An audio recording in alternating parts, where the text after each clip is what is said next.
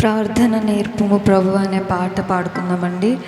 అయ్యగారు రాసిన పాట, పెద్దయ్య గారు. 2 చరణాలు పాడుకుందాం. మన పాటలు కూడా మనం ఈసారి రెగ్యులర్గా పాడుకుందాం. ఉజ్జీవ గీతాల్లో నుంచి 16వ పాట. హల్లెలూయా.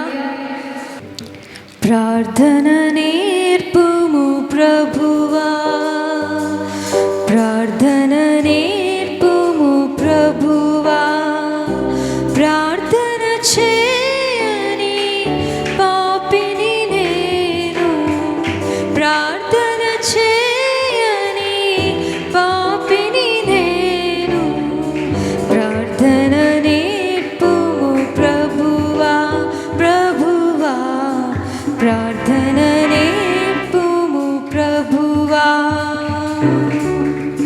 దీవించనిచో నిన్ను విడువనని దేవునితో పోరాటము సల్పిన, దీవించనిచో నిన్ను విడువనని దేవునితో పోరాటము సల్పిన యాకోబు ప్రార్థన నేర్పుము ప్రభువా, యాకోబు ప్రార్థన నేర్పుము ప్రభువా, ప్రార్థన నేర్పుము ప్రభువా, ప్రభువా, ప్రార్థన నేర్పుము ప్రభువా.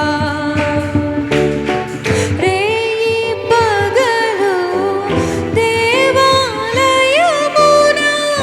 విడువక చేసిన ఉపవాస ప్రార్థన, రేయి పగలు దేవాలయమున విడువక చేసిన ఉపవాస ప్రార్థన, అన్న ప్రార్థన నేర్పుము ప్రభువా, అన్న ప్రార్థన నేర్పుము ప్రభువా, ప్రార్థన నేర్పుము ప్రభువా, ప్రభువా, ప్రార్థన నేర్పుము ప్రభువా. మరి ఒక చరణం.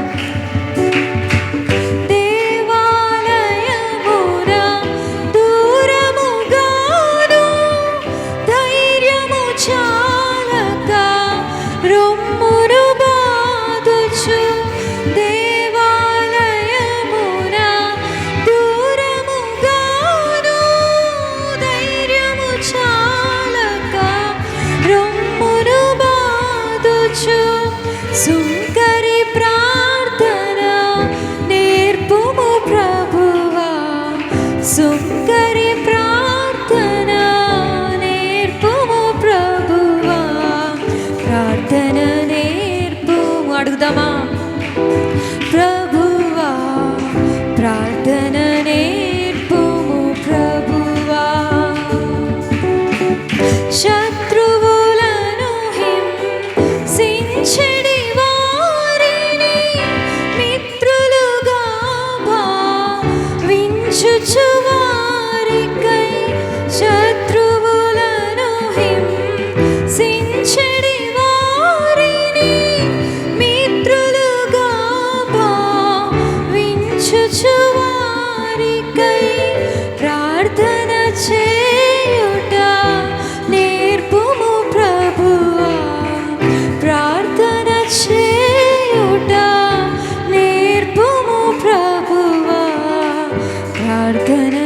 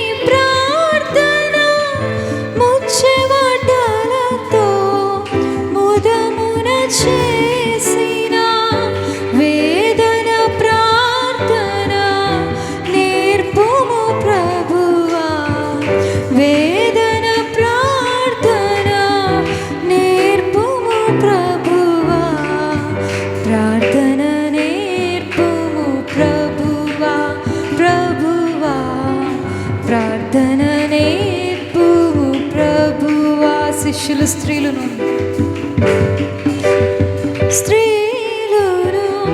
ఏక మనసుతో మేడలో చేసిన మేలైన ప్రార్థన. శిష్యులు స్త్రీలు ఏక మనసుతో మేడలో చేసిన మేలైన ప్రార్థన మాకును నేర్పుము మా యేసు ప్రభువా. మాకును నేర్పుము మా యేసు ప్రభువా. ప్రార్థన నేర్పుము ప్రభువా ప్రభువా. ప్రార్థన నేర్పుము ప్రభువా. రాళ్ళను రువ్వుచు ప్రాణము తీసిన పాపము వారిపై మోపకుమనినా. రాళ్ళను రువ్వుచు ప్రాణము తీసిన పాపము వారిపై మోపకుమనినా. స్టెఫెను ప్రార్థన నేర్పుము ప్రభువా. స్టెఫెను ప్రార్థన నేర్పుము ప్రభువా. ప్రార్థన నేర్పుము ప్రభువా ప్రభువా. ప్రార్థన నేర్పుము ప్రభువా. ప్రార్థన చేయని పాపిని నేను. ప్రార్థన చేయని పాపిని నేను. ప్రార్థన నేర్పుము ప్రభువా ప్రభువా. ప్రార్థన నేర్పుము ప్రభువా. హల్లెలూయా. స్టెఫెను యేసుక్రీస్తుతో తిరిగినప్పుడు రాళ్ళు విసిరి చంపారా, లేదా యేసయ్య పరలోకంలోనికి చనిపోయి తిరిగి లేచి పరలోకంకి వెళ్ళిపోయిన తర్వాత? అంతే కదా. అంటే యేసుక్రీస్తు వారితో లేరు, అయినప్పటికీ కూడా ఎవరిని మాదిరిగా తీసుకొని స్టెఫెన్ ఆ మాట అన్నాడండి? హల్లెలూయా. నువ్వు నేను కూడా యేసుక్రీస్తు మాదిరిలో ఆయన వెలుగులో మనం బ్రతకాలి. ఎలా అయితే స్టెఫెన్ మీద రాళ్ళు కొడుతున్నా, నీ మీద ఒక్కళ్ళు ఎత్తితేనే మనం ఏం చేస్తాం? బూతులు, తిట్లు, ఈ నోటికి ఏముండదండి అసలు. దేవుడు నాతో కూడా మాట్లాడుతున్నాడు ఈరోజు. ఈ ప్రార్థన నేర్పు ప్రభు అంటే అటువంటి ప్రార్థన వారిలా మనం ఉండాలి. హల్లెలూయా. ఏ విధంగా అయితే అన్న ప్రార్థన చేసి సమూయేలును పొందుకుందో అటువంటి ప్రార్థన నీకు ఉండాలి. ఎలా అయితే దేవాలయంలో దూరంగా ఉండి సుంకర్ ప్రార్థన చేసి దేవుని యొక్క మహిమను పొందుకోగలిగాడు, అటువంటి ప్రార్థన నీకు నాకు రావాలి. స్టెఫెను రాళ్ళురున శిష్యులు అందరూ కూడా, వాళ్ళ డెత్ మామూలు డెత్ కాదండి. అందరూ కూడా ఏదో ఒక విధంగా జనాలు అంటే మనలాంటి వాళ్ళని చంపేశారు, కానీ వారు ఏం చేయలేదు, దేవుణ్ణి విడిచిపెట్టలేదు. దేవుని కోసం వారు నిలబడ్డారు. హల్లెలూయా. ఆ విధమైనటువంటి తెగింపు మనకు కూడా కావాలి. అందరం లేచి నిలబడదామండి. ఆయన సన్నిధిని మన మధ్యలోనికి ఆయన తీసుకురమ్మని మనం అడుగుదామా? దేవా, నీ సన్నిధి మా మధ్యలోనికి దిగిరానివయ్యా. దేవా, ఒక్కసారి కళ్ళు మూసుకొని, దేవా నీ సన్నిధి మాకు కావాలయ్యా. మా మధ్యలో మేము కొంతమందిగా ఇక్కడ కూడుకొని ఉన్నాం తండ్రి. ఈ ఉదయకాల సమయంలో దేవా నీ సన్నిధి మా మధ్యలోనికి రానివయ్యా.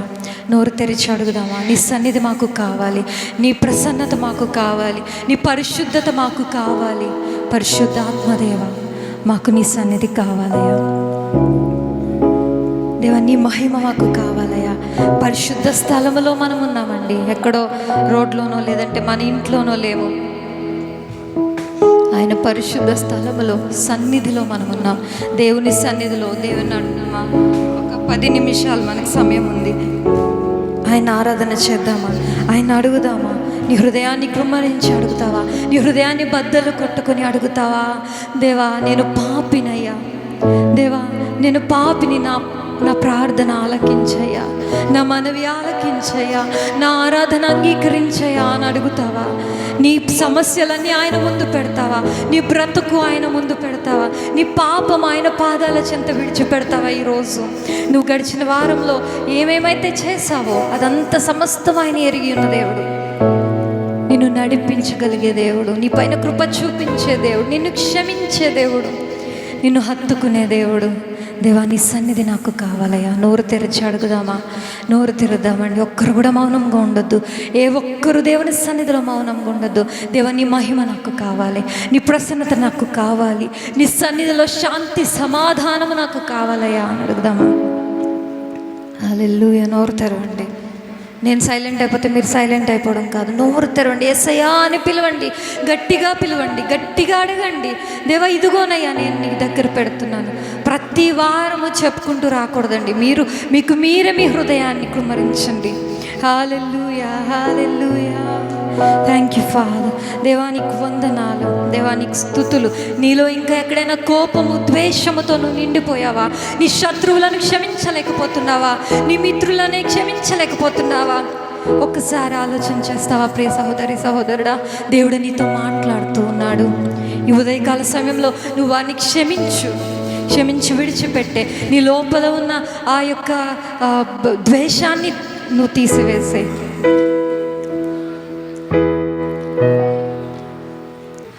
దేవాని మహిమా మమ్ములను పరిశుద్ధ స్థలములో చేర్చును. దేవాని మహిమా మమ్ములను పరిశుద్ధ స్థలములో చేర్చును.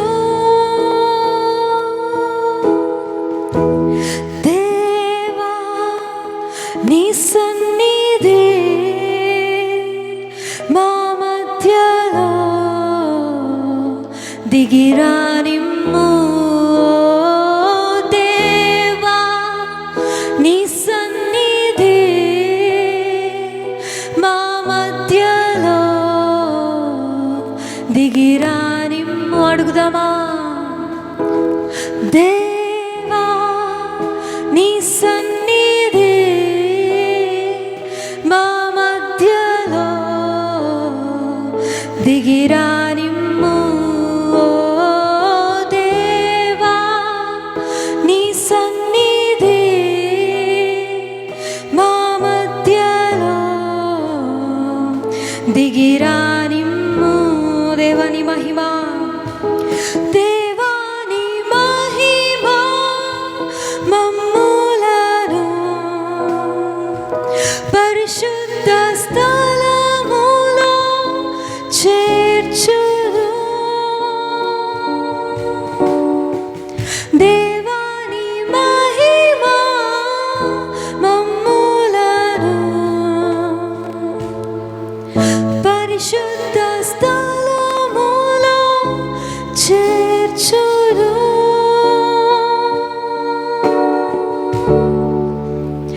దేవా, నీ సన్నిధి మా మధ్యలో దిగిరానిమ్ము. దేవా, నీ సన్నిధి మా మధ్యలో దిగిరానిమ్ము. అవునయ్యా, నీ సన్నిధి మా మధ్యలోనికి, ఈ 4 గోడల మధ్యలో ఏదో ఈ బిల్డింగ్ నీ సన్నిధి అనుకుంటున్నామయ్యా, కానీ నీ ప్రసన్నత, నీ ఆత్మ నింపుదల మాకు కావాలయ్యా. నీ మహిమ మాకు కావాలయ్యా. నీ పరిశుద్ధత మాకు కావాలయ్యా. యేసయ్యా తండ్రి, నీకు వందనాలు. పరిశుద్ధాత్మదేవా, నీ మహిమ మాకు కావాలి. నీ సన్నిధిలో నీ ప్రసన్నత మాకు కావాలి. అడుగుదామా? నోరు తెరిచి, దేవా, నీ సన్నిధి మా మధ్యలో మాకు కావాలయ్యా అని నోరు తెరిచి బిగురుగా, దేవా, నీ సన్నిధి మా మధ్యలో దిగిరానివ్వు తండ్రి అని అడుగుదామా? దేవా, నీ సన్నిధి మా మధ్యలో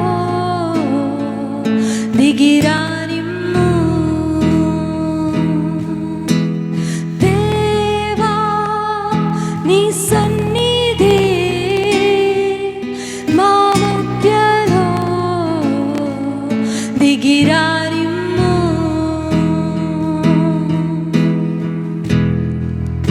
అడుగుదామా బిగ్గరగా? దేవాని మహిమ మమ్ములను పరిశుద్ధ స్థలములో చేర్చును. దేవాని మహిమ మమ్ములను పరిశుద్ధ స్థలములో చేర్చును.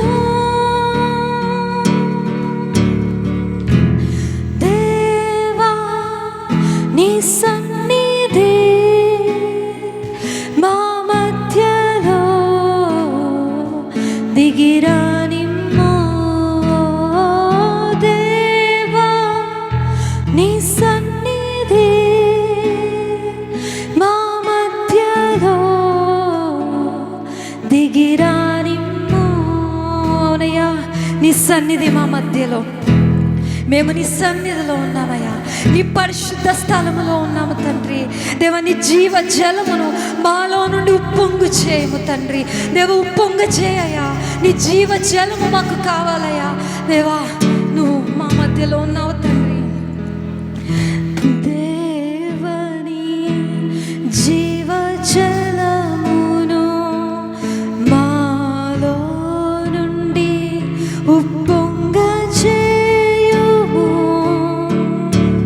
దేవని జీవ జలమును మాలో నుండి ఉప్పొంగ చేయుము. దేవాని మహిమ మమ్ములను పరిశుద్ధ స్థలములో నడుపును.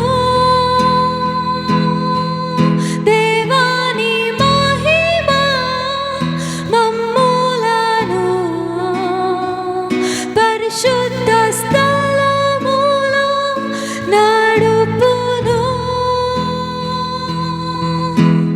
దేవా నీ సన్నిధి మా మధ్యలో దిగిరానిమ్ము. దేవా నీ సన్నిధి మా మధ్యలో దిగిరానిమ్ము. ఓనయ్యా, మా మధ్యలోనికి నీ సన్నిధిని దిగిరానివ్వు తండ్రి. దేవ నీ ఆత్మ నింపండి అయ్యా, మాలో నీ ఆత్మ, నీ జీవ జలములు ప్రవహింపచేయండి అయ్యా. దేవ మా మధ్యలో, మా హృదయంలో నీ ఆత్మ వర్షము, నీ ఆత్మ వర్షమును కృమరించయ్యా. యేసయ్యా అని అడుగుదామా? దేవని ఆత్మ వర్షము మా మధ్యలో కుమ్మరించుము. దేవని ఆత్మ వర్షము మా మధ్యలో కృమ్మరించుము. దేవని ఆత్మ వర్షము మా మధ్యలో కుమ్మరించుము. మరి ఒకసారి దేవని ఆత్మ వర్షము మా మధ్యలో కృమ్మరించుము. దేవాని మహిమ మమ్ములను పరిశుద్ధ స్థలములో నడుపును. దేవాని మహిమ మమ్ములను పరిశుద్ధ స్థలములో నడుపును. దేవా నీ సన్నిధి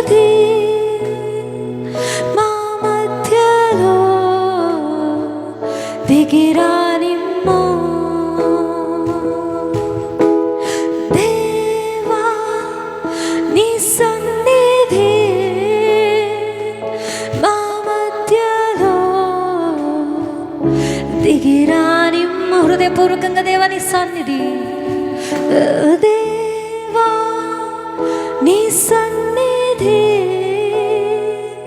మా మధ్యలో దిగిరానిమ్ము, దేవా నీ సన్నిధి మా మధ్యలో దిగిరానిమ్ము. నీ సన్నిధి మాకు కావాలయ్యా, నీ పరిశుద్ధత మాకు కావాలయ్యా, నీ యొక్క జీవజలములు మాకు కావాలయ్యా దేవ, నీ ఆత్మ నింపుదల మాకు కావాలయ్యా, నీ శక్తి మాకు కావాలయ్యా, నీ కృప, నీ దయ, నీ మహిమ మాకు కావాలి తండ్రి. పరిశుద్ధాత్మదేవ నీ కనికరం, నీ క్షమాపణ మాకు కావాలయ్యా. మా పాపము నుండి మమ్మల్ని విడిపించండి అయ్యా, మా శాపము నుండి విడిపించండి అయ్యా.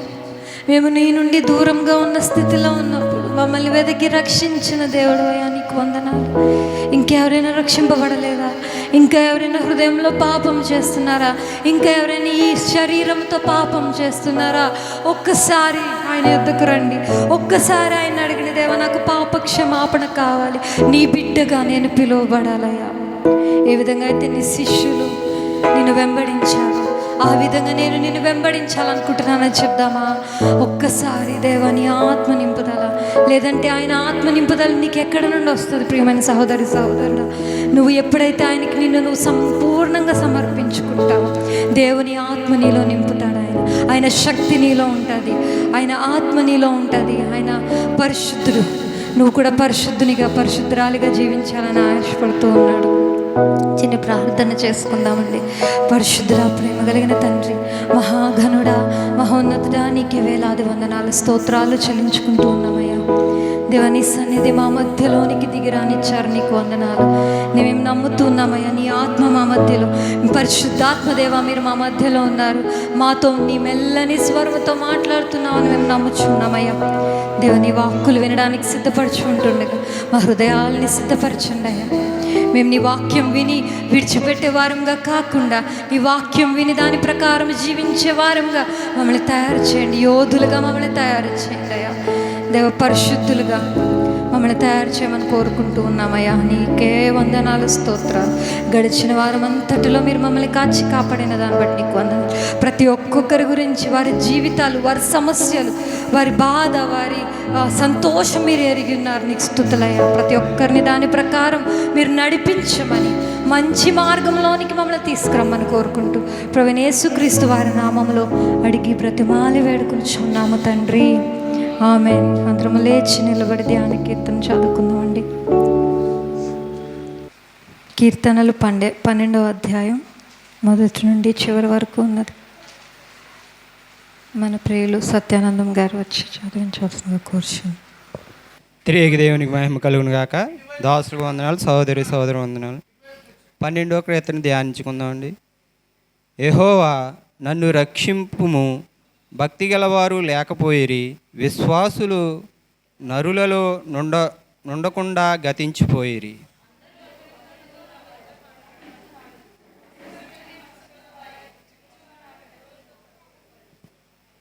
యెహోవా ఇచ్చకములాడు పెదవులన్నిటినీ, బెంకములాడు నాలుకలన్నిటినీ కోసివేయుము.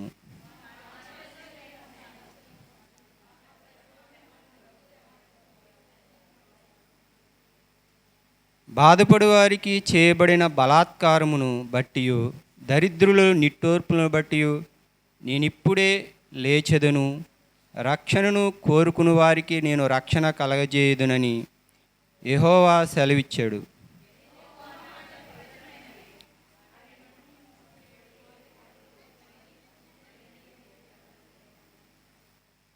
యెహోవా నీవు దరిద్రులను కాపాడెదవు, ఈ తరము వారి చేతిలో నుండి వారిని నిత్యము రక్షించెదవు. నరులలో నీచవర్త ప్రబలమైనప్పుడు దుష్టులు గర్విష్ఠులే నలుదిక్కులకు తిరుగులాడుదురు. దేవుడి వాక్యం దీవించును గాక. ప్రియమైన దేవుని బిడ్డలారా, ప్రభు అయిన యేసుక్రీస్తు నామములో మీ అందరికీ శుభాలు తెలియజేస్తూ ఉన్నాను. దేవుని కృపచేత దేవుడు మనల్ని ప్రేమించి జూన్ నెలలో ప్రవేశింపజేశాడు. అందుని బట్టి మనం దేవుని బహుగా స్తుతించవలసిన వారంగా ఉన్నాం. చాలామందికి ఇలాంటి అవకాశం లేదు.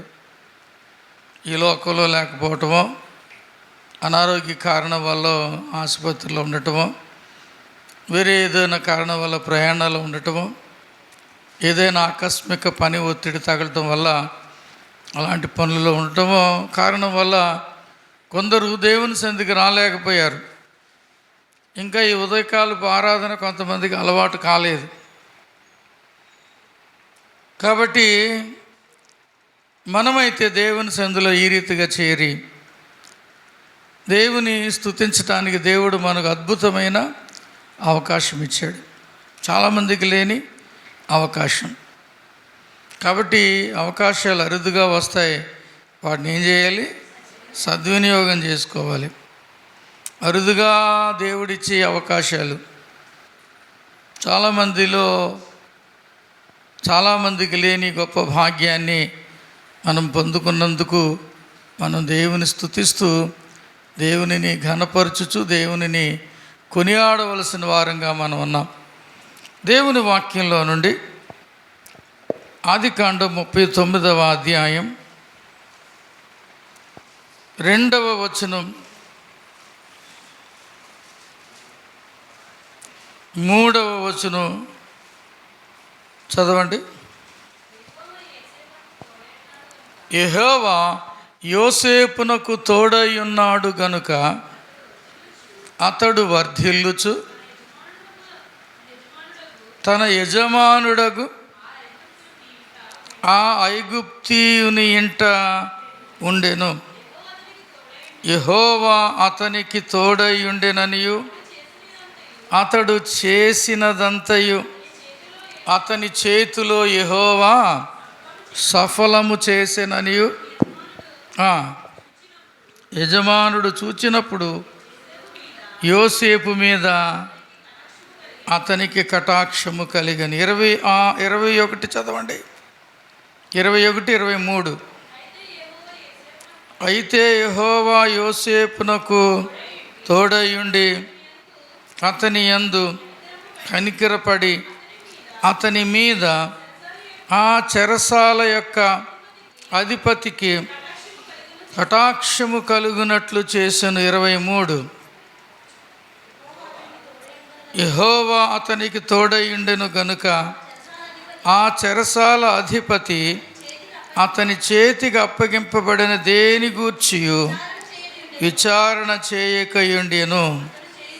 అతడు చేయనది యావత్తు యెహోవా సఫలమగునట్లు చేశాను. ప్రియులారా, మనం చదువుకునే వాక్య భాగంలో ఒక మాట పదే 4 సార్లు వ్రాయబట్టం మనం చూస్తాం.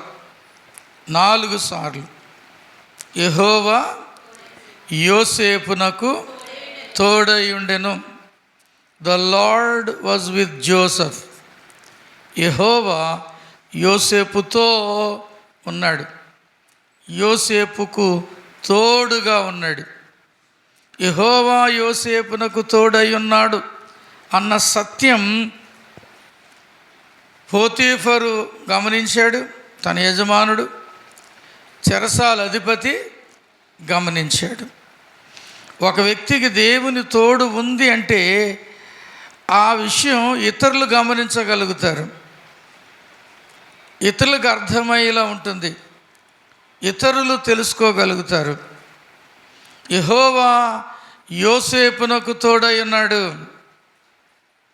ఎందుకు తోడై ఉన్నాడు? ఎందుకు యోసేపుకు దేవుడు తోడుగా ఉన్నాడు? పోయిన వారం చెప్పిన విషయాలే మరలా ఇంకా కొంచెం వివరంగా నేను చెబుతాను. ఇందుకు యోసేపు మీద చాలా డీప్ స్టడీ మనం చేయబోతూ ఉన్నాం. కొన్ని వారాలు మనం నేర్చుకోబోతూ ఉన్నాం. ఈ మర్మాలు బయటకు కూడా వెళ్ళాలి కదా, అనేక మంది విని ఆశీర్వదించబడాలి. యెహోవా యోసేపునకు తోడుగా ఉన్నాడు. ఎందుకు యెహోవా యోసేపుకు తోడుగా ఉన్నాడు అంటే యోసేపులో అనేకమైన అద్భుతమైన మంచి లక్షణాలు ఎన్నో మనం చూడగలం. మనందరికీ తెలుసు, యోసేపు యాకోబుకి ఎన్నవ కుమారుడు? 11వ కుమారుడు. రాహేలుకు పుట్టిన మొదటి కుమారుడు. రాహేలుకు జ్యేష్ఠుడు, యాకోబుకేమో 11వ వాడు. అమితముగా ప్రేమించిన కుమారుడు. అందుకే మనం 37వ అధ్యాయంలో చూస్తాం, యోసేపుకు తన తండ్రి అయిన యాకోబు విచిత్రపు టంగీని, నిలువుటంగి విచిత్రపు టంగీని కుట్టించాడు. మా చిన్నప్పుడు సండే స్కూల్లో విచిత్రపు టంగి అన్న దగ్గర మేము రకరకాల రంగులు వేసేవాళ్ళం. ప్రతి పలక ఒక రంగు వేసేవాళ్ళు.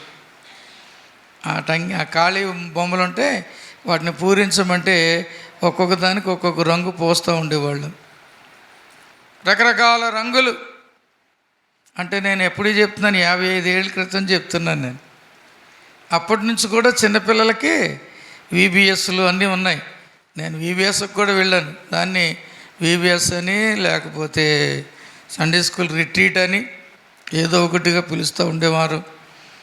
ఆ పుస్తకాలు ఇచ్చేవారు. అప్పుడు మిషనరీస్ ఉండేవారు. వారు చాలా చక్కగా, GDM మిషనరీస్ మాకు చాలా చక్కగా ఆ పుస్తకాలు తయారు చేసి వాటిని పంపుతూ ఉండేవారు. ప్రియులారా, విచిత్రపు టంగి, అందమైన అంగీని తండ్రి కొనిచ్చాడు యోసేపుకు. తండ్రి ప్రేమను పొందుకున్నాడు, తల్లి ప్రేమను పొందుకున్నాడు, కుటుంబంలో ప్రత్యేకత పొందుకున్నాడు, ఒక గుర్తింపు కలిగిన వాడుగా ఉన్నాడు. అలాంటి యోసేపు అన్నలు మందను మేపుచూ ఉంటుండగా యోసేపు కొంతకాలం ఇంటి దగ్గరే ఉన్నాడు. అయితే తండ్రి అతనిని అన్నల దగ్గరకు పంపించాడు. అన్నలతో పాటు అతడు మందను మేపుచూ ఉంటుండగా ఏం జరిగిందంటే 37వ అధ్యాయం 2వ వచనం 3వ వచనం మనం చదివితే,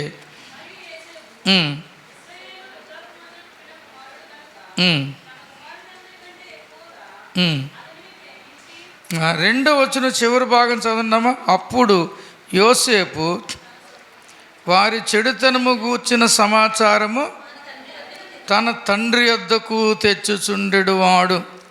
యోసేపు 17 సంవత్సరాల వయసు కలిగిన వాడై తన సహోదరులతో మందను మేపడానికి వెళ్ళాడు.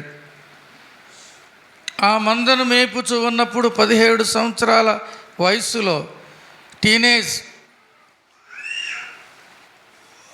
టీనేజ్లో ఉన్న యోసేపు, బైబిల్లో మనం చూస్తే 39వ అధ్యాయంలో యోసేపు సుందరుడును అని ఉంటుంది.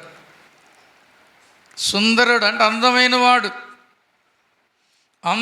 వాడు, బలమైన వాడు, ప్రేమించబడిన వాడు, తల్లిదండ్రుల మన్నన పొందుకున్నవాడు, ప్రత్యేక గుర్తింపు పొందుకున్నవాడు యోసేపు. ఈ యోసేపు ప్రియులరా, మనం చూస్తే అన్నలతో పాటు మందను మేపుచు అన్నలు చేయుచున్న చెడుగును తండ్రికి తెలియజేస్తూ ఉండేవాడు. ఆ చెడు సమాచారం, వారి చెడు క్రియలు, వారి పాపము, అపవిత్రత, చెడ్డ క్రియలను యోసేపు చూచి తన తండ్రికి తెలియజేస్తూ ఉండేవాడు. గత వారం చెప్పాను, ఎందుకు తండ్రికి తెలియజేసేవాడు చెప్పండి? చెడుతనమును అతడు ఏం చేశాడు? అసహించుకున్నాడు. కాబట్టి హీ హేటెడ్ ఈవిల్, చెడుగును అసహించుకున్నాడు. చెడుతనమును అసహించుకునే బుద్ధి కలిగిన వాడు. ఎంత మంచి బుద్ధి అండి! దేవుని వాక్యంలో మనం చూస్తాం. 50వ కీర్తనలో చూస్తారా?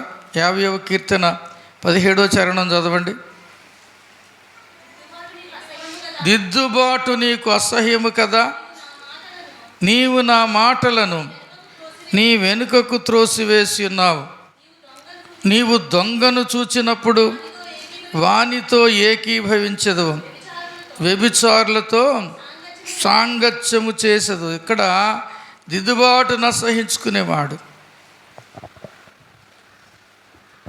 కీర్తనాకారుడు అంటూ ఉన్నాడు, దొంగను చూచినప్పుడు ఏకీభవించేవారు ఉన్నారు, వ్యభిచారులతో సాంగత్యము చేసేవారు ఉన్నారు. అంటే సహించటమే కదా. ఒక వ్యభిచారితో సాంగత్యం చేయటం అంటే ఆ వ్యభిచారి చేస్తున్న పాపాన్ని సాంగత్యము చేసేవాడు ఏం చేస్తున్నట్టు? అంగీకరిస్తున్నట్టు, సహిస్తున్నట్టు, పర్వాలేదులే అని అనుకున్నట్టు. మార్టిన్ లూథర్ అనే భక్తుడు చెప్పాడు, ఏమన్నాడంటే, పాపాన్ని చేయటం ఎంతో సహించడం కూడా అంతేనంట. పాపాన్ని చేయటం ఎంతో సహించటం కూడా అంతే.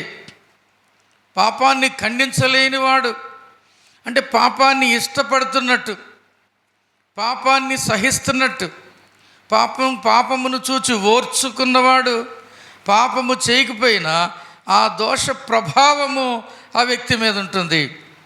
బైబిల్లో పేతురులో మనం చూస్తాం, లోతు దుర్మార్గుల కామ వికారయుక్తమైన నడవడిక చేత బహుబాధపడిన లోతు అని ఉంటుంది. నీతిమంతుడు లోతు. చదువుతారు అది. పేతురు 2వ పత్రిక 2వ అధ్యాయం 7వ వచనం చదవండి.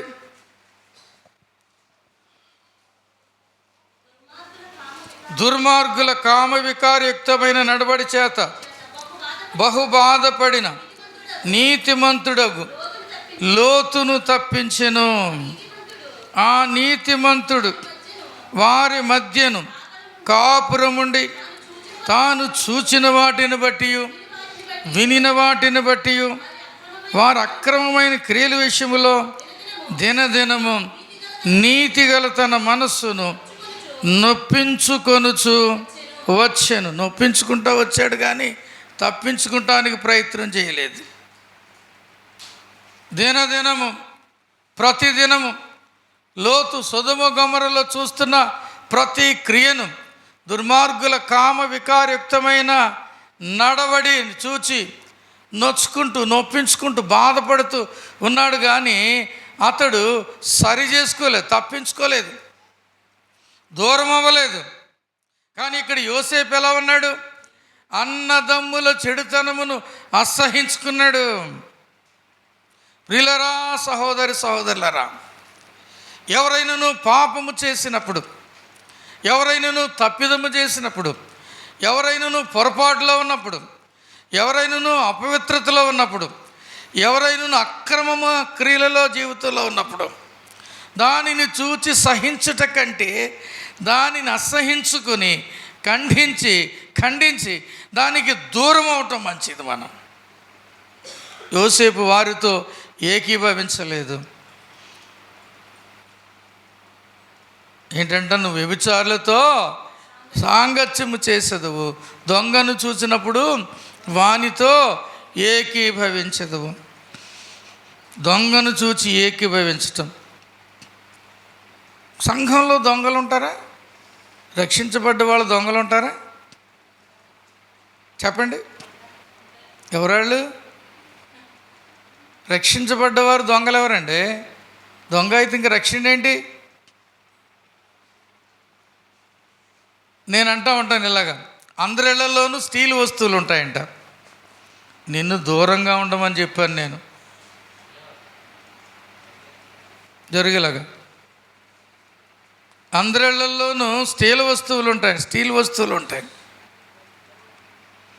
కొందరి ఇళ్ళల్లో STEEL స్టీల్ వస్తువులు ఉంటాయి, మరికొందరి ఇళ్ళల్లో STEAL స్టీల్ వస్తువులు ఉంటాయి.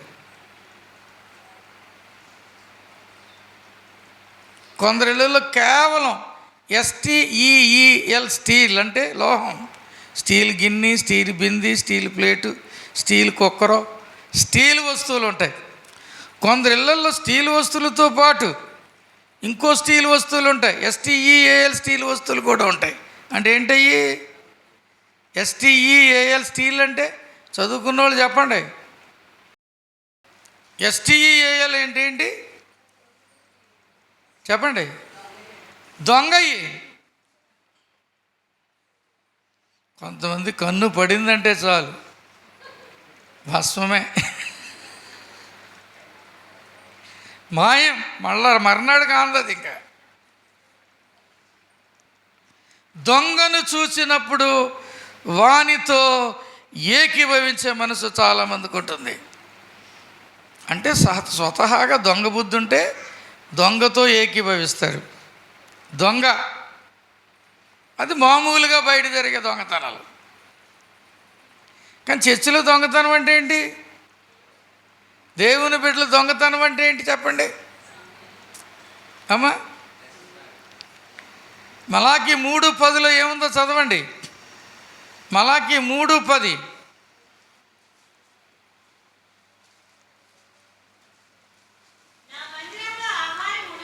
నా మందిరములో ఆహారం ఉండునట్లు 10వ భాగమంతయు మీరు నా మందిరపు నిధిలోనికి తీసుకొని రండి. దీని చేసి మీరు నన్ను శోధించిన ఎడల నేను ఆకాశపు వాకిండ్లని విప్పి పట్టజాలనంత విస్తారముగా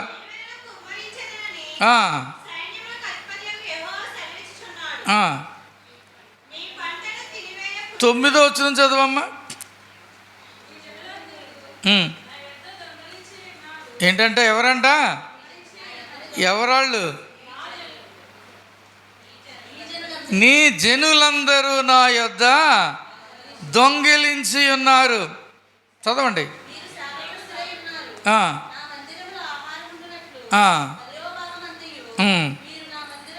అంటే ఎవరండి దొంగలో?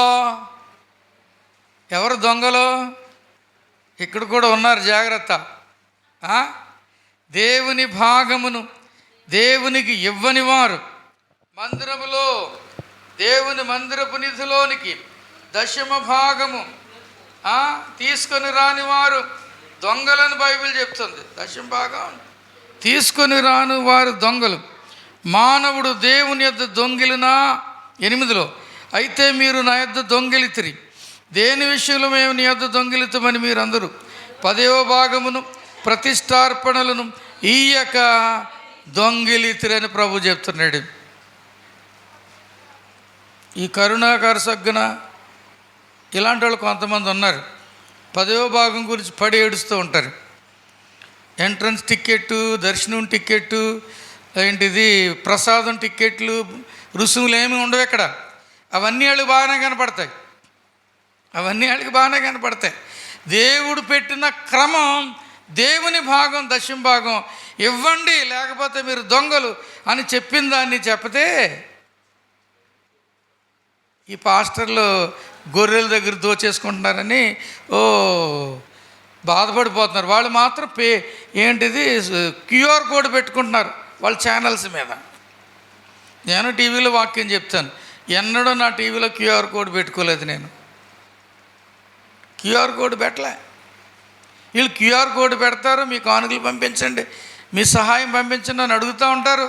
దేవుని నియమానికి వ్యతిరేకంగా మాట్లాడుతూ ఉంటారు 10వ భాగం గురించి. పాత నిబంధన గ్రంథం 10వ భాగం, కొత్త నిబంధన గ్రంథం ఇంకా బియాండ్ ఏమంటారు, మోర్ దెన్ టైత్. 10వ భాగం కంటే ఎక్కువమని చెప్తుంది. 10వ భాగం మాత్రమే కాదు, 10వ భాగం కంటే ఎక్కువ ఆశీర్వదించబడిన కొలదేమని క్రొత్త నిబంధన గ్రంథం చెబుతుంది. ఆ నియమం దేవుడు పెట్టాడు, ఆ నియమాన్ని దాటి చేయమంటున్నాడు దేవుడు విడిచిపెట్టాడు. దేవుని భాగం దేవునికి ఇవ్వాలి, అప్పుడు దేవుని ఘనపరచటం. నేను తండ్రినైతే నాకు రావలసిన ఘనత ఏమాయను అని మలకిలను మనం చూస్తాం. ఆయన తండ్రి, ఆయనను మనం ఘనపరచాలి. ప్రియమైన దేవుని బిడ్డలారా, ఆలోచన చేయండి. మన వారు ఎంత ఫ్రీగా ఉంటారంటే, ఎంత పట్టనట్టుగా ఉంటారంటే మన వాళ్ళు చాలా పట్టనట్టుగా ఉంటారు. ఉదాహరణ, గత నెలలో సంఘంలో ఒక పేద యవనస్తురాలు చనిపోయినప్పుడు సంఘస్థులందరూ వినిలాగే చెప్పాను. ఏమని? అమ్మ మీరు పెట్టుకోలేరు, సమాధి ఖర్చులు సంఘంగా మేము పెట్టుకుంటామని. మీలో ఎవరైనా ఎలా పెట్టారండి? ఖర్చు ఎలా పెట్టారు? దేనిలో తీశారు? ఏం చేశారు అని ఒక్కళ్ళు కూడా పట్టించుకోలేదు. ఎంత విచిత్రం అది! ఎంత విచిత్రం! ఎక్కడి నుంచి తీసుకొచ్చారు? సమాధికి అయ్యే ఖర్చు ఎలా ఖర్చు పెట్టారు అయ్య గారు? ఎంత అయింది ఏంటి? ఇదేమీ లేదు. అసలు మనుషులకి చీమ కుట్టినట్టు ఉండట్లేదు. ఏంటో అర్థం కావట్లేదు. మనుషులు ఎంత ధనము మీద పిచ్చి కలిగిన వారుగా ఉన్నారో. మనం చేయకపోతే వాళ్ళు చేసుకోగలరు, చేసుకోలేరా? ఎవరైనా ఉంచుకుంటారా పడేస్తారా చనిపోయిన తర్వాత? ఏదో విధంగా ఏమంటారు, వాళ్ళని పంపాల చోటుకు పంపేస్తారు. కానీ వారు అత్యంత దీనమైన స్థితిలో ఉన్నారు. కాబట్టి దైవజనుడిగా నాకు వచ్చిన ఐడియా, పేదలు మనం ఏం చేయలేకపోయాం, వీళ్ళకి ఏదో కొంత సహాయం చేసాం. ఇది కూడా మనం ఆ దుఃఖ సమయంలో, చిన్న బిడ్డను పోగొట్టుకున్న తల్లి ఆ దుఃఖ సమయంలో ఎక్కడ తిప్పలు పడుతుంది? ఎవరు లేరు, భర్త లేడు, ఎవరు లేరు, బంధువులు లేరు, ఎవరు లేరు. చుట్టూ ఉండి ఏడవడానికి ఎవరైనా కనపడ్డారు మనకి. కాబట్టి సంఘంగా, అమ్మ నువ్వేం పట్టించుకోవద్దు, అన్ని కార్యక్రమాలు మేమే చూసుకుంటాం అని చెప్పడం జరిగింది.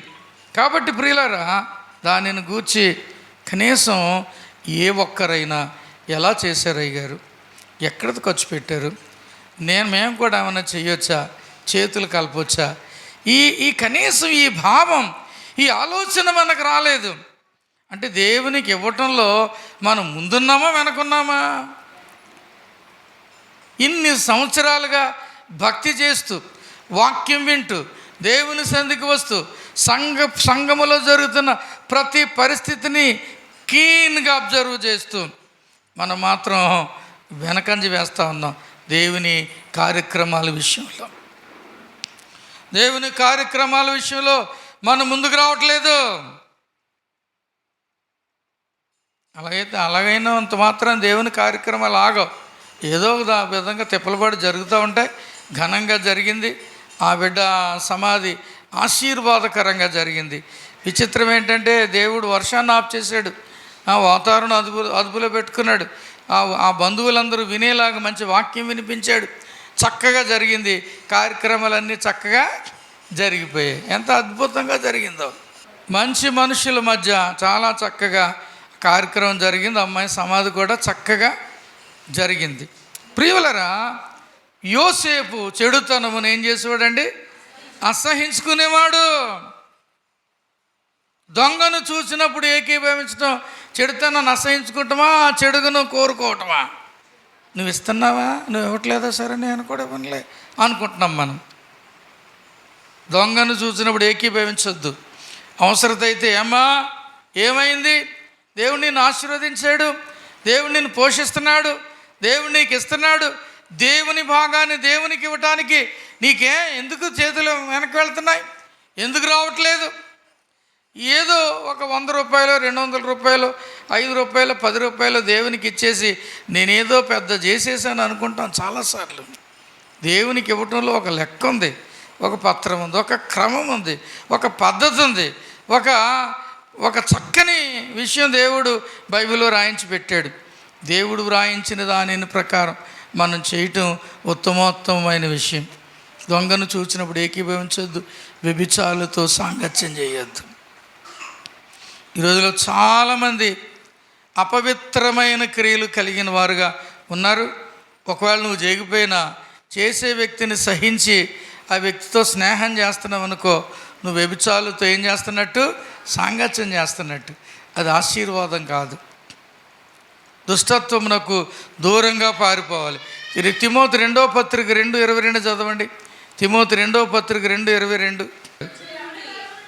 నీ యవనేచ్ఛల నుండి పారిపోము, పవిత్ర హృదయులై ప్రభువునకు ప్రార్థన చేయవారితో కూడా నీతిని, విశ్వాసమును, ప్రేమను, సమాధానమును వెంటాడు. దేని నుంచి పారిపోవాలంట? యవనేచ్ఛల నుండి పారిపోవాలి, పాపము నుండి పారిపోవాలి. అది తప్పు అని నీకు తెలిస్తే ఆ తప్పునకు దూరంగా ఉండాలి. అది ఎలాంటి పాపమైనా సరే. ఎందుకంటే పాపం వల్ల వచ్చు జీతం మరణం. కాబట్టి పాపాన్ని అసహించుకోవాలి. ఈ రోజులో చాలామంది పాపమును హత్తుకుంటూ ఉన్నారు, పాపమును ప్రేమిస్తూ ఉన్నారు. అపవిత్రతను ప్రేమిస్తూ ఉన్నారు, చెడుగునుతో స్నేహం చేస్తూ ఉన్నారు. అందుకే బైబిల్లో మనం చూస్తాం, దుష్ట సాంగత్యము మంచి నడవడిని చెరుపును. నువ్వు మంచిదానివే కావచ్చు, నువ్వు మంచివాడివే కావచ్చు, ఒక దుస్తునితోనో ఒక దుస్తురాలుతోనో ఒక పాపితోనూ గనక స్నేహం చేస్తే అయ్యో నీ మంచి నడవడికి ఏమైపోద్ది, పాడైపోద్ది. కాబట్టి యోసేపు అన్నలతో ఉన్నాడు కానీ అన్నల మాట పట్టించుకోలేదు, అన్నల బాట ఇతనికి అక్కర్లేదు, అన్నల క్రియలు అవసరత లేదు, అది అసహించుకుంటేనే బ్రతికాడు. తండ్రికి తీసుకొచ్చి నానా వీళ్ళు ఇలా పాడైపోతున్నారని చెప్పాడు. చెడుతనమును అసహించుకునే మంచి బుద్ధి. ఆ తర్వాత మనం చూస్తే యోసేపు ఏం చేసేవాడండి, కలలు కనేవాడు. బైబిల్లో మనం చూస్తాం, అదే అధ్యాయంలో కల కన్నానని చెప్పాడు వాళ్ళ అన్నయ్యతోటి 7వ వచనంలో. మళ్ళీ అలాగే 9వ వచనంలో కూడా మరొక కల కన్నానని చెప్పాడు. ఒకటేమో పనలు, ఇంకొకటి సూర్యచంద్ర నక్షత్రాలు. ఈ కలలు కని అన్నలతో చెప్పేవాడు. ఈ 2 కళల్లో ఏముంది, యోసేపు పన నిలబడిందంట, వీళ్ళందరూ పనులు యోసేపు పన దగ్గర మోకరిల్లాయంట, సాగిలపడ్డాయి. సూర్యచంద్ర నక్షత్రాలు యోసేపు నక్షత్రం దగ్గర ఏమయ్యాయంట, 11 నక్షత్రాలు 10 నక్షత్రాలు ఈ సూర్యచంద్రం ఏమయ్యి యోసేపు దగ్గర సాగిలపడ్డాయి. ఇవన్నీ చెప్పినప్పుడు మనకి నేను చెప్పాను పోయిన వారు, ఏం చెప్పాను, గొప్ప ఆశలు కలిగిన వాడు, గ్రేట్ ఐడియాస్,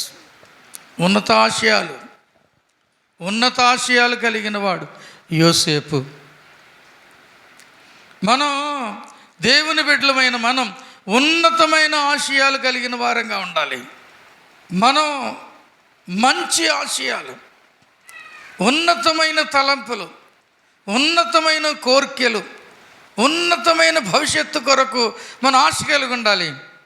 ఈ లోకంలో చదువు విషయమే కావచ్చు, ఉద్యోగం విషయమే కావచ్చు, మన దైనందిన జీవితంలోనే కావచ్చు, అబవ్ ఆల్ దేవుని రాజ్య సంబంధమైన తలంపు. ఉన్నత ఆశయాలంటే దేవుని రాజ్య సంబంధమైన తలంపు కూడా మనకు కలిగి ఉండాలి, అంతే కదా. బైబిల్లో కొలస్సీలకు రాసిన పత్రిక 3:2 చదవండి. కొలస్సీ 3:2, మీరు క్రీస్తుతో కూడా లేపబడిన వారైతే పైనున్న వాటినే వెదుకుడి, ఎలాగనగా మీరు మృతి పొందితిరి, మీ జీవము క్రీస్తుతో కూడా దేవుని యందు దాచబడింది. కాబట్టి మనం ఏం చేయాలంటే పైనున్న వాటినే వెదకాలి, గొప్ప వాటిని, ఉన్నతమైన ఆశయాలు, గొప్ప ఆశయాలు కలిగి ఉండాలి.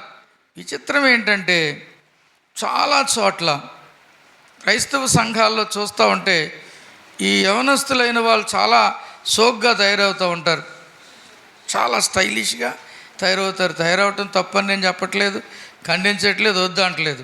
దాంతోపాటుగా ఏముండాలి, చదువు ఉండాలి. దాంతోపాటుగా చదువు, సెటిల్ అవ్వటం కావాలి. చాలా చోట్ల ఎంతో చక్కగా ఉంటారు. ఏం చదువుతున్నా, ఏం చేస్తున్నావు బాబు అంటే ఖాళీ అండి. ఏం చదువు అంటే 10th ఫెయిల్ అయ్యండి. ఏదో చిన్నగా చెప్తూ ఉంటారు. మనుషులు మాత్రం చాలా స్టైల్గా తయారై ఉంటారు, కానీ అది పద్ధతి కాదు. ఉన్నత ఆశయాలు, ఉన్నతమైన ఆశయాలు కలిగి ఉండాలి. ఈ సంవత్సరం ఇలాగుంది, వచ్చే సంవత్సరానికి నేను ఎలా ఉండాలి, టార్గెట్ పెట్టుకొని నీ జీవితంలో గోల్ సెట్ చేసుకొని నీ జీవితం కొరకు, నీ జీవితంలో ఏదైతే సాధించాలనుకుంటున్నావో, నీ జీవితంలో ఏదైతే కోరుకుంటున్నావో, నీ జీవితంలో ఏదైతే ఆశపడుతూ ఉన్నావో, నీ జీవితంలో ఏదైతే చేయాలని నీవు తపన కలిగి ఉన్నావో దాన్ని గోల్ సెట్ చేసుకుని దానివైపు నీవు ప్రయాణించు. గోల్ సెట్టింగ్ అనేది చాలా ప్రాముఖ్యం మన జీవితంలో. చాలాసార్లు మనం చేయలేము ఆ పని, మనం చాలాసార్లు చేయలేం. పౌలు అంటా ఉన్నాడు, నేను గురి యొద్దకే పరిగెత్తుచును. పౌలు ఒక గురి పెట్టుకున్నాడు, ఒక గోల్ పెట్టుకున్నాడు. నీ గోల్ ఏంటి? What is your goal? Crave for it. దాని కొరకు ఆశపడు. Long for it. ఎదురు చూడు. గోల్ సెట్ చేసుకున్నావా నీ జీవితంలో? నా గోల్ ఒకటే, ఏంటో తెలుసా? ఏది ఏమైనా దేవుని రాజ్యాన్ని పొందుకోవాలి. ఏది ఏమైనా దేవుని రాజ్యానికి వెళ్ళే లోపల కొన్ని క్రియలు దేవుని కొరకు ఘనమైన కార్యాలు చేయాలి. ఇదే నా గోల్. ఉన్నతమైన ఆశయాలు కలిగి ఉండటం చక్కని గురిని ఏర్పాటు చేసుకోవటం, చక్కని లక్ష్యాన్ని పెట్టుకోవటం, చక్కని గోల్ సెట్ చేసుకోవటం. నీ గోల్ ఏంటి? What is your aim? For what are you aiming? దేనికోసం చూస్తున్నాం? ఏం చేయాలని కోరుకుంటున్నాం? ఏది నీ ఎయిము? ఏది నీ ఎయిమ్? నీ గురి, నీ లక్ష్యం ఆలోచన చేయి. తుచ్చమైన వాటి మీద, లోకములో ఎందుకు పనికిరాని చిన్న చిన్న వాటి మీద మనసు పెట్టుకుని మనం పరిగెడతా ఉంటాం. కాదు, పౌలు అంటా ఉన్నాడు, వెనుకున్న వాటిని మరచి ముందున్న వాటి కొరకు వేగిరి పడతా ఉన్నాను అని అంటాను. ఏమన్నాడు తెలుసా? నేను గురి వద్దకే పరిగెడుతున్నాను. గురి వద్దకే పరిగెట్టు, గురి పెట్టుకో. నేను అనుకుంటాను, యోసేపు గురి పెట్టుకున్నాడు అన్నలందరికంటే గొప్ప అవ్వాలని. అందుకే కలలుగా అన్నాడు అన్నమాట. He always wanted to become a great man. నువ్వు కూడా ఎప్పుడు కూడా గొప్పవాడిగా అవ్వాలని, గొప్పదానివి అవ్వాలని, ఉన్నతమైన స్థితిలో ఉండాలని ఆశ కలిగి దాని కొరకు గోల్ పెట్టుకుని ప్రార్థన చేయి. దేవుడు నీకు మార్గం తెరుస్తాడు. ఇలాంటి లక్షణాలు ఇంకెన్నో ఉన్నాయి, వాటన్నిటిని మనం నేర్చుకుందాం. ఇలాంటి లక్షణాలు కలిగిన వాడై యోసేపు తన జీవితమును దేవునికి అనుకూలంగా, దేవునికి అందుబాటులో, దేవుడు ఇష్టపడేలాగా ఆశీర్వాదకరంగా మార్చుకున్నాడు. నీవు నేను కూడా మన జీవితాలు ఆ రీతిగా మార్చుకుందామా? అలాగ మార్చుకుంటానికి దేవుడు సదా మనందరికీ సహాయము చేయునుగాక. ఆమెన్. దేవుడి మాటలు మన వినికిడులు దీవించి మనను బహుగా ఆశీర్వదించునుగాక. ఆమెన్.